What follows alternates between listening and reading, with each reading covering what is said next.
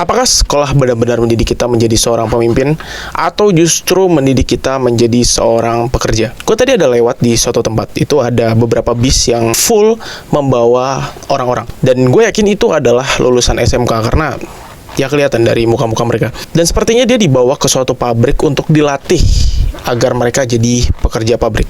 Dan gue dari situ bertanya-tanya, apakah tujuan akhir dari kita sekolah adalah untuk jadi seorang pekerja? Gue di sini bakal coba untuk sedikit berbagi cerita kepada kalian semua tentang apa yang gue pikirkan mengenai sistem sekolah ini. Gue tidak mengkritik sekolah di sini. Gue cuma menjelaskan sedikit bahwa tujuan akhir sekolah itu bukan sebagai pekerja.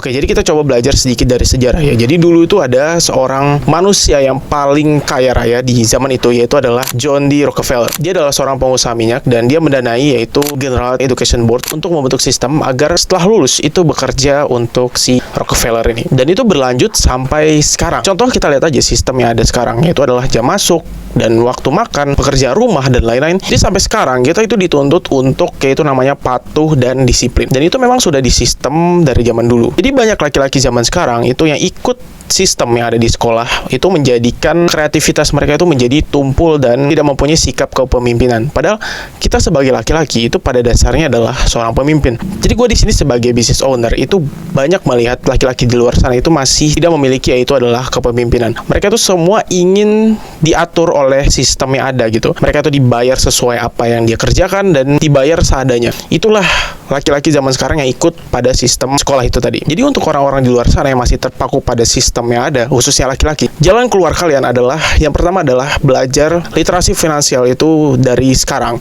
Jadi jangan ditunda, karena literasi finansial itu sangat penting. Kan tidak akan pernah memikirkan bahwa gaji UMR itu tidak akan pernah cukup untuk kalian, bahkan untuk kalian berkeluarga. Dan kalian coba belajar skill yang tidak diajarkan di sekolah dan tidak diajarkan di tempat kerja kalian. Dan gue di sini sering menekankan beberapa kali bahwa kita sebagai laki-laki pada dasarnya adalah seorang pejuang.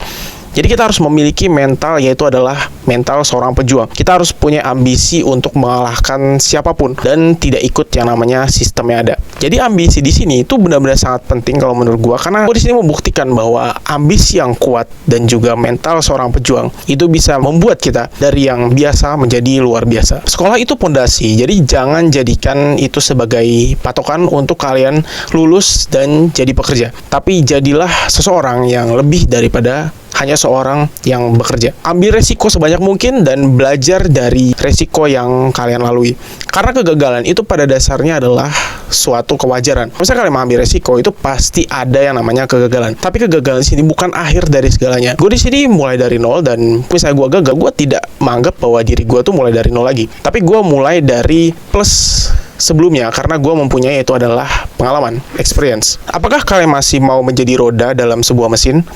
Atau kalian justru mau menjadi pemilik dari mesin tersebut? Tentukan pilihan kalian dan sampai jumpa di video selanjutnya.